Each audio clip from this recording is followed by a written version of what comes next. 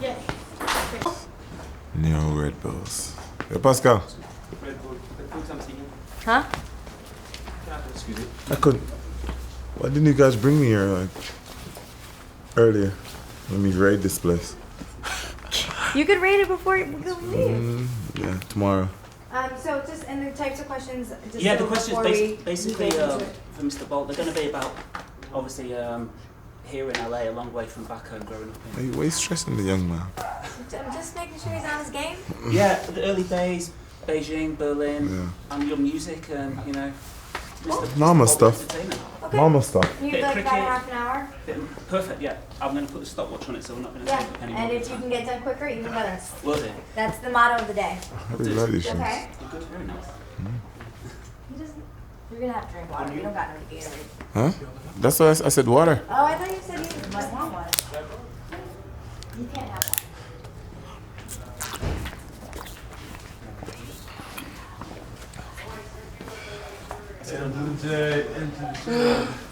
Dog.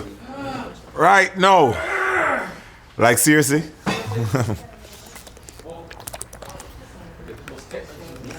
Okay, You can keep the shirt. Yeah. Oh, Ricky, come on. All right, sorry. Shh. Wouldn't make a very good slip. Why, please? Oh Thank no. Okay then. Ready, Ring? Yeah. Okay. Well, first of all, this is for Transworld Sport. What's up with him? How you doing, man? I'm just messing. Okay, sorry, I'm ready. Good. So if you look towards me, so we're not live, so if you want to stop doing any answers again, but thank you very much for making time for us.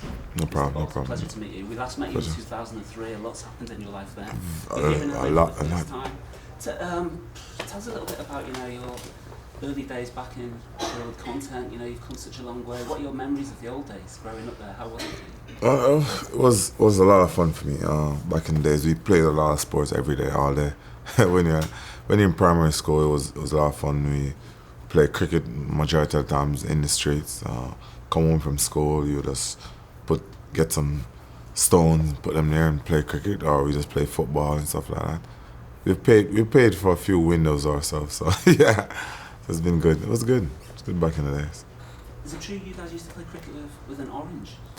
Yeah, sometimes when we got no tennis ball, we gotta use the orange, man. So we pick like 10 and we bowl them until they burst. We try not to hit them too hard though, so it lasts for a while. Is that what they call wind ball cricket? Wind ball? Yeah, No. or street ball cricket.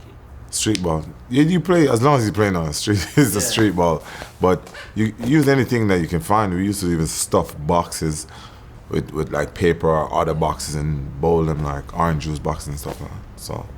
So and obviously you were a really good footballer when you were younger. You used to play a lot of football. Did you always Yeah. play? What was more your favourite love, football or cricket in those days? Cricket. I started playing cricket from when I was in grade 3. I was really good. My dad is really a cricket lover, so he's really into cricket. So I started watching cricket from like 5 because he used to have a TV in my room because it was better reception. So he used to come into my room and watch cricket. So he used to wake me up. So I used to get to watch it with him all the time. So that's how I really got into it from the early days. So is it true that you were a big Pakistan fan? Yeah, I was. How come you preferred them as opposed to the Windies? I guess when you're young and you're watching cricket, you just pick a side. You don't really think about, the West Indies is from the West Indies. So you never. But I really like Pakistan. Waka Yunus was my favorite bowler, so I was really into watching him play and stuff like that. Brilliant, brilliant. Yeah. So obviously, just mentioned before, the last time we came to film you was in 2003. You were kind of like still at the William Liv High School and everything like that, training on the grass track. Do you have good memories of school days and training on that track and everything? Do you ever go back and see the kids there today? I mean, what are your memories of the old school days? Well, I don't get to go back a lot, but I do definitely try to give back to every sport down there. Puma really, they help. Majority of the stuff we always give like gears to the cricket, to football, and definitely to track and field. So for me, it's been wonderful. Puma helped me out a lot when it comes to that. I do go back when I can, but not much because I gotta train and it's busy. If it's not training, it's sponsors duty and stuff like that. So I'm really busy. But back in the school days, for me, it was a lot of fun, really, because it wasn't serious as now. So you could joke around, you could enjoy it. So was a lot of fun for me, and being the most famous kid in school was good. Still stay in touch with any of the guys from your village? Well, I see them. I see them all the time when I go back home. But my best friend, he's from there, but he lives with me, so I see him every day. Otherwise, there's a few guys from school, probably 2 that I talk to, and when I go down there, I just go chill with them and stuff. I mean, it must be pretty amazing, you know, seeing how your life's changed. Do you ever just like take stock and just does it blow your mind sometimes how the path your life has taken? Well, at first, I think after like 2009, definitely, I really sat down and was like, wow, this is huge, because then I started meeting stars, and they are happy to see me, and I'm like, I'm happy to see you. You're like, oh, I know you. Especially footballers, because I'm in Europe, I see Drogba, Christian, Rooney, and all these guys, and they know who I am, and it's a pleasure meeting them, and they're like, yo, you did well, blah, blah, blah. It's an honor for me to know these guys actually know what I do, because I watch them every day playing football. I'm like, yo, go, and stuff like that. So for me, it's wonderful. You're a massive United fan, aren't you? A massive United fan. How did you get into United? Well, when I came to Kingston, when I started watching Premier League, the first couple of matches I saw was the Manchester matches. And Van Nistelrooy kind of won me over because he was such a good goal scorer, and I really enjoy watching him play, and that's how I started out first. And then I started into it, and then everybody started picking sides, and I was like, yo, Van Nistelrooy is the biggest thing, and then that's how I really got into it. Then I stuck with Manchester United from then on. Obviously, when you did that street race in Manchester, you went and trained with them, is that true? Yeah, did you give the players any tips? I didn't get to train because there was going to be a game tomorrow, and Alex said he wanted them to be focused and stuff. But I watched them, and it was fun. Especially Rooney, he got into the goal, and he was playing. I was videoing it, and he's I think it was one of them. I think it was like Nani or somebody. He kicked the ball and he saved it. And it was like turn around and say, "Yo, put that on YouTube. Make sure you put that on YouTube." So it was good. It was good fun. It was a good time for me. I mean, obviously, a lot of reports said that you fancied playing football when your running days were over. Is that you being serious? Or For sure, yeah. I'm really serious. I think I'll be very good. When you sit down and you watch, you always say, "I think I can do that." I personally think I can play football, so I want to try. Even for 1 year, if I'm no good, I do 1 year and stop. But I want to try and see how good I could have done. So I want to try. You never know. Maybe the next Cristiano Ronaldo, Wayne Rooney. You never know, man. You never know. Who's better, you or Asafa? Who's Football. Better up front, yeah. Me, of course, man. I'm a natural, gifted, talented athlete. I can do anything if I put my mind to it. Tell us about the time you clean bowled Chris Gale. Yeah, that was a good time. That was a good memory. That was a good time. For me, we always, when we see each other, we go at each other all the time because he knows I play cricket, so he's always like, "You don't know nothing about cricket, blah, blah, blah." I was like, yo, one of these days, man, I'm going to hit you for 6 and blah, blah. So we talk. So when it happened, it felt so good. And I laughed after him so hard. Every time I see him, I was like, come on, say something. Say something. You can't say anything because as soon as he said, I said, "I bowled you, so back up." So it's good. It's good. It's good times, though. Brilliant. That's got so many hits on YouTube. Yeah, I know. So I was going to say, obviously, then athletics came calling, kind of how did you feel when you first started getting involved? Was it because people spotted you as being really quick when you were playing football, playing cricket, that you got into athletics? Cricket. My cricket coach, I was running in all the time, and he's like, "Yo, you're really quick. You should try running." And I did a sports day, and I won and stuff. And then they went to some, they called it the primary championship, the Paris championship. I went there and won. Did the All Ireland thing, and I won a few of those. So for me, that's how it started out, and it was fun, and I was winning. So I just continued. So I really just kept on doing it, And obviously, you compete at the Champs. I was lucky enough 1 year to go to Champs, and I've been to sporting occasions all around the world, and that is one of the best I've ever been to. Yeah, Champs is wonderful, man. It's loud, and it's, for me, if you go to the Boys and Girls Championships as a youngster growing up as an athlete, going to the Olympics is a joke because it's so intense when you're in high school and the pressure is on you in the finals, and everybody's watching you. And in Jamaica, it's so much pressure as a youngster. So I'm saying if you can go through that, you can do anything, really. So I guess you can get chances at that main stadium in Kingston. Then 2002, the World Juniors took place in the same stadium. Yeah. Just want to take your memories a little bit back to that 2002 World Juniors. I mean, were you read some stuff that you were pretty nervous that you even put your shoes on the wrong way? Yeah. That was rough for me. When I was coming out through the stadium, I heard a loud noise and blah. So Anisha McLaughlin, which was the other Jamaican runner, she came up before me. So I thought the race had started. So I was running out. I'm looking like, but there was nobody. But the people were cheering for me coming out, and then they started chanting my name. I was like, oh my God, goosebumps, everything. I just froze for a minute because it was so surprising that they were chanting my name, and now I know the pressure is on, and it was hard for me, but it really helped me in my future, I think, because after that I never got nervous. So do you think, obviously, I mean, you were pretty much, you were a star in Jamaica when you were a pretty young man. Did being so successful, so young, kind of like, you know, being a big star in Jamaica, has that prepared you for being a world superstar that you are today? Definitely. And in what ways has it helped you? Everything I went through, it started out good when I won, and everybody's like, oh, you're happy. And then I started getting injured, and people saying, oh, his career is over, blah, blah, blah. He's not going to make it back. And it was hard on me personally because this is the first time, and I want to do good for my country, and people saying, oh, you're never going to make it again. That's the end of your career, blah, blah, blah. You feel bad in yourself, but you have people around you that support and explain that track and field is all, you're going to get injured and stuff. And year after year after year, I learned more that as long as you start doing good, one season I started out, was 06, I think. No, it was 05 in Helsinki. I started out good. I was doing good. Everybody was happy. Oh, yeah, you're doing good. He's back, blah, blah. And I got injured again in Helsinki. And then they started talking, oh, you're not going to make it, blah. So I kind of figured out then that as long as you're doing good, they're happy. When you're not, they're going to say stuff. So I've learned a lot over the years that I've been injured and up and down. So now I'm down on top. For me, it's okay. So I understand that if I lose a race one day, somebody's going to say, it's done now, blah, blah, blah. But it doesn't bother me because I know what I'm capable of now. So I mean, I remember going out and doing a story on a Safa when he was the world record holder. And everywhere we went, people were just shouting about, you know, where's Bolt? What's happened to Bolt? What's happened to Bolt? People always talking about you.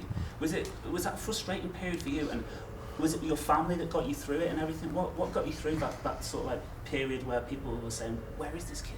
Where's the youngster? Where, you know, that transition? How was it? Yeah, definitely. My friends, my family, coach, just people that really cared for me.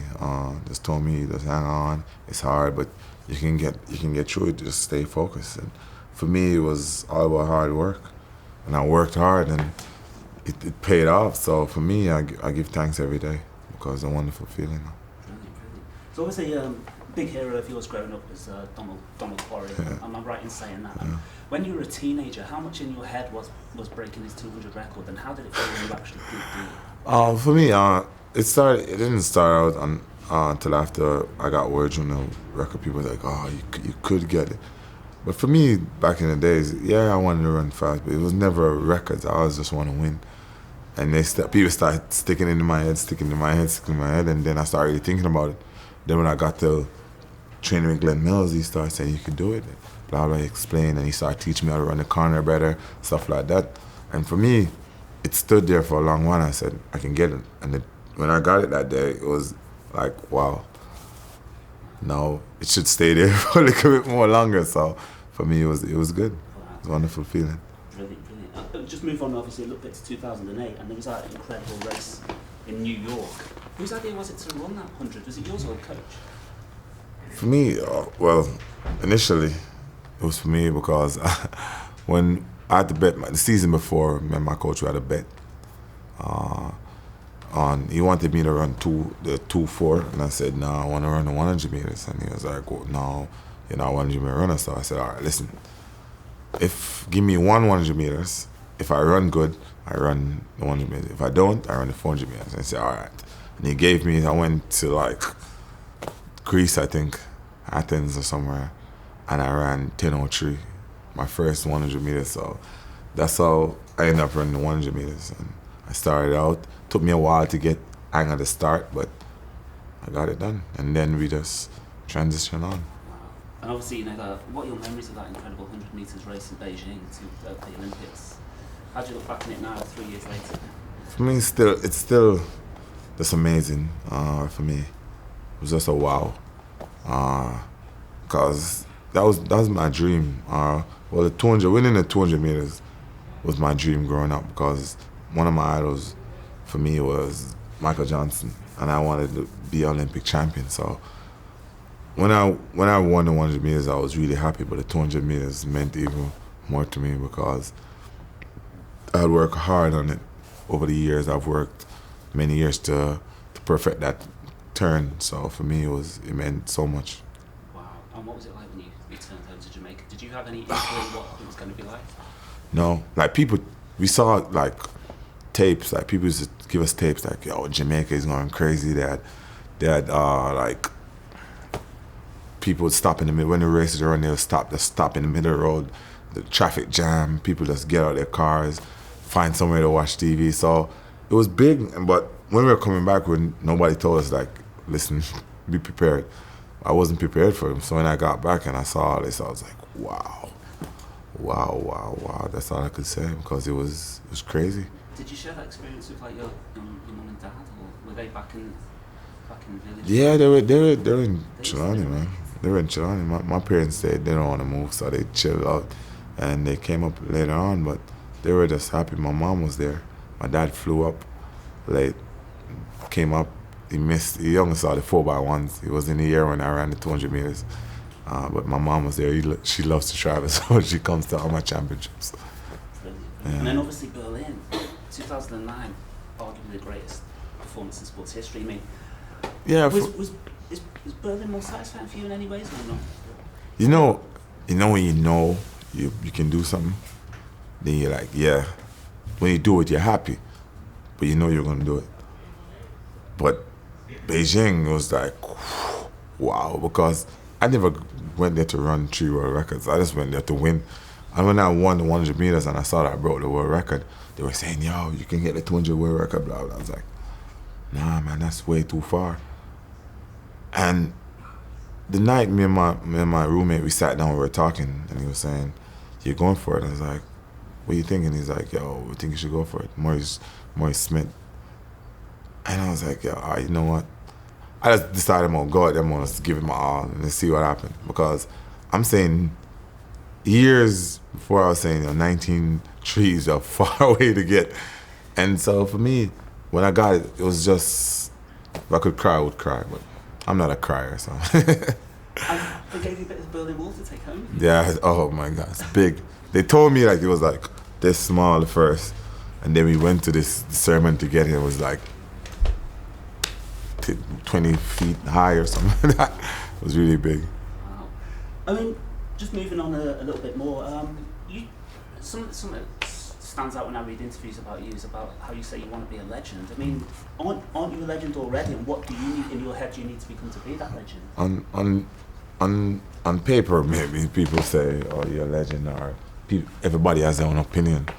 I mean, but for me, I just want to repeat, because there's so many people that have been Olympic champion. For me, Veronica is a legend. She's one of the few people that has defended that title as Olympic champion back to back, and she's got one more chance. So for me, that's just great. There's a few people that have done that, because to keep a form over 4 years as an athlete is just great, because it goes up and down, up and down, up and down. So to come 4 years again and do the same thing that you did the last time is just, wow, you're gonna sit down like, yo, this guy's good. So for me, that's what I want to do, because there's a handful of people that have ever done that so far. So that's the plan. So how excited are you for London? I mean, they yeah. London, Yeah, very excited. Yeah, I was explaining to people that it's gonna be big. It's gonna be like being in Jamaica, and that's what's so fun about it. So I'm looking forward to that. It's gonna be huge. Wow. So tell me a little bit about your training partner, Johan Blake. Obviously, he's been emerged as one of your biggest rivals. I mean, how proud are you of your success, and do you think he's a realistic challenger? And you were there in Brussels when he ran that great time. Of course, he's a great athlete. We train together. We compete a lot in training, so I know he's going to be good. I said it even before he started running good. That people are saying, who's the next prodigy? Who's gonna do well? I was like, yo, I have a training partner, Yohan Blake, is gonna be good. Blah. People are saying, really, blah blah blah. But now they see, because I see how he trains, I see how he works. He works really hard for what he wants. But for me, he was always a competitor for me because we run the same event. People said, oh, he's gonna be serious now, I should watch out. But for me, I take everybody seriously. Because just like how Yohan comes this season and he's running fast, somebody can come next season. So for me, I never say, oh, Yohan is my main rival, because Tyson is still there. He Yohan beat Asafa, but next year is the next season. So you can't focus on one person. You just gotta train hard and stay focused and work towards what you want, not about what other people think or anything else. Brilliant. And obviously, a question you've been asked a lot, following on from Daegu, have you mentally adjusted from what happened in Daegu and looking forward to going again in 2011? How do you assess 2011 for you and next season? Are you excited about next season? Well, it was a good season. I can't really complain. It started off slow, but I ended on a positive note. The key thing is that I went through the season unbeaten, so that's a good look. So for me, it was good. For me, Daegu 100 it was hard, but I'm past that now. If you watch my last race, my reaction was very good. Surprisingly, I got 1.5 again, so it was a good look. So I'm past that. I'm not worried about anything now. I'm a professional athlete, so you can't stress about simple things like that. Exactly, and obviously, you're known for being, a phenomenal athlete, but people also know, your kind of showmanship before races. And I mean, how important is it to you to entertain fans who've paid good money in the stadium, not only to see you run, but people love watching you before a race. Do you get a buzz off that? Yeah, definitely. I really enjoy doing it because I know people look forward. So I try to come up with creative things to do sometimes, or spontaneous things. So it depends on where I'm at, or what I did, or if something pops up, or if I see something and I want to do it over. So for me, it's fun. And the fans love it, and I love doing it for them because that's just my personality. And it's so much fun when people see you and things they say, and some people try to give you ideas and stuff like that. So it's good for me, and it's wonderful. Who tries to give you ideas? Like people, like random people that see me and say, yo, I like what you did, but think about this, blah, blah, blah. So it's good. Excellent. Obviously, another massive part of your life is music. Tell me a little bit about what music you're into at the moment, and you do a lot of DJ sets, is that right? Obviously you're mentioned in so many records. A good friend of mine who's into a lot of music, he told me about a guy called Vibes Cartel that writes about you a lot. Tell me a little bit about him and your love of music, basically. For me, music was always a part of me. I think overall Jamaicans, music a part of every Jamaican. I think 90% of the country loves music. So I think it's just a part of us, and we really enjoy it and stuff. So for me, it helps me to just relax and to chill out. That's what I do. I picked up being a DJ when I started going to the club a lot, and I met this DJ called DJ Liquid, and I watched him play, and he was so into his music and he so enjoyed it. So I was like, yo, this looks like fun.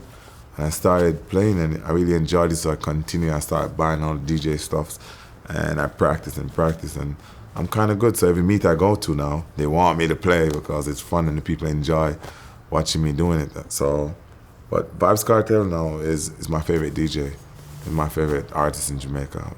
So he's cool and he makes a lot of good music, Jamaican type of good music. So I really enjoy listening to him, and he's great. He's a wonderful person. I mean, I was fortunate to go to Jamaica, and obviously, a big part is the food there. And you just opened a restaurant in Kingston. Yeah. Tell me a little bit about the restaurant you've opened. Why did you do it, and how much do you love your food? Everybody loves food, man. If you don't love food, you got problems. But it's called Tracks and Records. Usain Bolt Tracks and Records. For me, we came together, Kaylee group, and we partnered, and they came to me, and I was like, yo, that's be a good idea. And it's something to look forward to in the future because it's a business plan and something you can retire to, and you can keep an income coming in. So for me, it was wonderful. And I enjoy food. I love food. For me, I like to try new things, definitely. If it tastes good, I like it. If it doesn't, I like pork a lot, so I love those things. But it's wonderful. Somebody at your restaurant in Kingston, what's good? For me, everything is good. Yeah. Everything, for sure.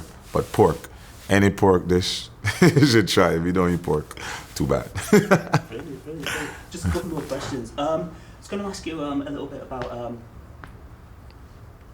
You've obviously got the Usain Bolt Foundation, and you're someone who's remained in Jamaica. You never went to college in America. You got offers, blah blah blah. How important is it that you've always stayed true to your roots? And tell me a little bit about the work you do for putting back into the community and helping out disadvantaged youth in Jamaica and also in the world, because very charitable donations. People. Yeah, for me, well, it's very important to really give back to your community, and for me that was key. I try to do a lot of things, anything possible, but for me, kids are the most important thing for me, because I think kids are the future of this world. So for me, I always start out at the small schools and stuff. We started out first with like fire extinguishers, like books and stuff, and get them computers. We made computer labs and stuff like that, just stuff to really educate them to be better in life and to teach them, try to keep them the right way. And then we moved on to more like boys' homes, like the violent ones, like challenge ones, stuff like that. So we're doing a lot of stuff, and right now we're on a project. We're trying to deal with a school, trying to help to fix up a school. So that's what's next. And Hublot, which also one of my sponsors, they really helped me. We had a charity run the other day, and it was very good. And we raised $100,000, so that's a good look, and it's good for going tomorrow's my charity. So it's wonderful. That's incredible. That's incredible. Well, I don't have any more questions, Mr. Bolt. But if you wouldn't mind just saying, "Hi, I'm Usain Bolt. You're watching Transworld Sport." That would be fantastic for our viewers. Just straight down the lens. Transworld Sport. I'm Usain Bolt, the fastest man in the world, and you're watching Transworld Sports. Tune in. And this is also going to be used for a program called Trace Sports. Trace. So would you mind doing the same? Trace, T-R-A-C-E. Trace Sports. Trace Sports. So would you mind doing the same for that? And then we're all done. Thank you. Hi, I'm Usain Bolt, the fastest man in the world, and you're watching Chase Sports. Peace. Trace. Trace. Yeah. Trace. What did I say? Chase. I think you said Chase. Trace Sports. One more time, is that okay? Hi, I'm Usain Bolt, and you're watching Trace Sports. Excellent. Thank you very much, Mr. Just Bolt. watch your head when you get. Just watch your head. Oh. Millions of dollars. Down the drain. It's your head that's more important. It's probably worth more than that. If you're getting Puma footage from her or anything like that. Yeah, I mean,